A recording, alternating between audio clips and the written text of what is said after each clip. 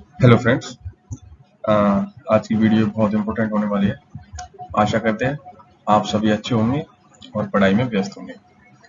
आज की जो वीडियो है वो एसएससी सीजीएल 2022 की जो वैकेंसी है उनके बारे में डिटेल में बात करेंगे हम, जो अभी तक आई हुई है आरटीआई से, जो भी अभी तक पता चला है। 2021 की जो एक्सपेक्टेड कट ऑफ है टायर 2 के बाद में एक रफ आइडिया के लिए उसके बारे में जानकारी करेंगे, और आरआरबी ग्रुप डी की जो फेज फर्स्ट की एग्जाम हुई है उसके बारे में। तो प्लीज वीडियो को बिना स्किप किए हुए पूरा देखें। तो हम देखते हैं एसएससी सीजीएल 2022 की जो वैकेंसी है उसमें डब्ल्यू की वैकेंसी इस बार काफी अच्छी वैकेंसी है। डब्ल्यू 4800 पे ग्रेड की जॉब है, उसमें बहुत ही शानदार वैकेंसी है इस बार। अनरिजर्व कैटेगरी की 240 वैकेंसी है, ईडब्ल्यूएस की 65 है, ओबीसी की 178 है, एससी की 98, एसटी की 49, और टोटल जो वैकेंसी डब्ल्यू की असिस्टेंट ऑडिट ऑफिसर की 660 है। ऐसी एएसओ सीएसएस की वैकेंसी जिसमें टोटल वैकेंसी 303 अभी तक आरटीआई से आई हुई है।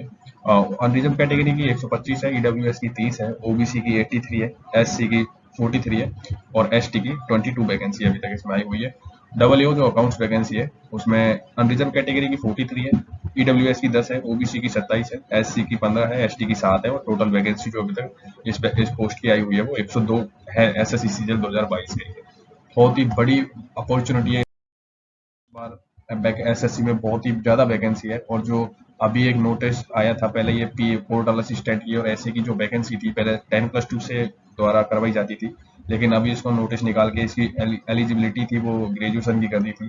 इसमें इस बार काफी अच्छी वैकेंसी हमको देखने को मिल रही है, यानी कि 9838 टोटल वैकेंसी इसमें आई है अभी। और ये एसएससी 2022 में ऐड होगी, तो इसका मतलब वैकेंसी 10,000 वैकेंसी के आसपास तो यही हो रही है। तो इस बार वैकेंसी 2022 में बहुत ही अच्छी वैकेंसी है, तो मन लगा के अच्छे से तैयारी करें। एसएससी सीजीएल 2022 की जो जेएसओ की वैकेंसी थी वो इस बार काफी कम है, बहुत ही कम वैकेंसी इस बार। टोटल 38 वैकेंसी अभी तक आई हुई है, जिसमें से अनरिजर्व कैटेगरी की तो जेएसओ के लिए है ही नहीं है। ओबीसी की 14, एससी की 15, एसटी की 4 है, ईडब्ल्यूएस की 5 है। और लास्ट ईयर की जो वैकेंसी थी ये 110 वैकेंसी थी, और इस बार 38 वैकेंसी है। तो इसमें जेएसओ के लिए जूनियर स्टैटिस्टिकल ऑफिसर की जो पोस्ट होती है उसके लिए काफी कम वैकेंसी है। बेंगलोर जोन की आरटीआई लगा के उसमें एक्साइज टीए की एंड इंस्पेक्टर की जो वैकेंसी थी वो उसमें अभी तक पता चली है। तो टीए की टोटल जो बेंगलोर जोन से है उसमें 59 है, जिसमें अनरिजर्व कैटेगरी की 30 है, एसटी की 7 है, एसटी की 5 वैकेंसी, ओबीसी की 15, ईडब्ल्यूएस की 2 वैकेंसी है। इंस्पेक्टर पोस्ट के लिए 129 टोटल अभी तक आई हुई है, जिसमें से अनरिजर्व कैटेगरी की 55 है, एससी की 24 है, एसटी की 12 है, ओबीसी की 28 और ईडब्ल्यूएस की 10 है। तो ये वैकेंसी की डिटेल है। अगली स्लाइड में देखते हैं हम।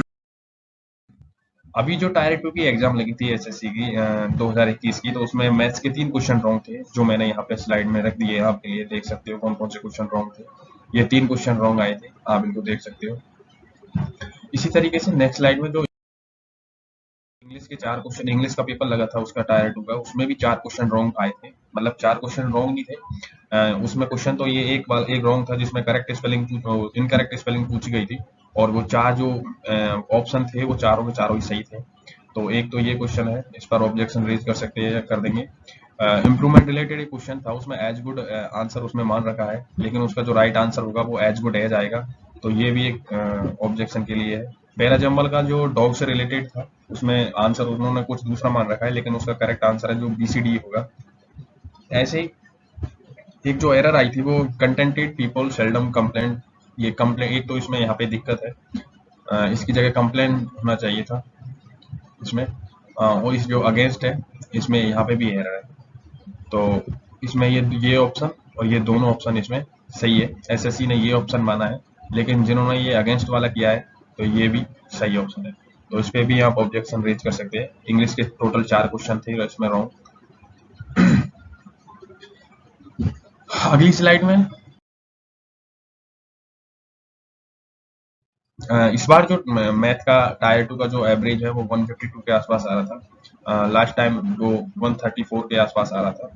ये किसी साइट से डाटा मैंने लिया है। इंग्लिश का जो एवरेज स्कोर है इस टाइम 147 आ रहा था, जो लास्ट टाइम पे 152 था। इसमें जो प्री के मार्क्स थे, ये अनरिजर्व कैटेगरी के लिए मैं बता रहा हूँ, इसमें 2 नंबर पिछली साल से कम गई थी प्री की कट। सो ओवरऑल चेंजेस जो आया है वो 8 माइनस के 2 माइनस के 8 माइनस के 2 करके, यानी कि 8 मार्क्स पिछली साल से कंपेयर करें तो उसमें और निकल रहे हैं, ज्यादा निकल रहे हैं।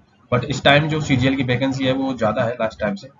तो डिफरेंट ऑफ एटलीस्ट 2 नंबर का वो वैकेंसियों का मार्जिन करके 8 में से 2 घटा दिया, तो ये 6 मार्क का ओवरऑल लिया है। तो cut off bill very on a scale of 6 से 8 नंबर मार्क्स लाइफ टाइम। तो मतलब जो पिछले साल से कट ऑफ थी वो 6 से 8 नंबर इस साल इंक्रीज मेरे हिसाब से हो सकती है।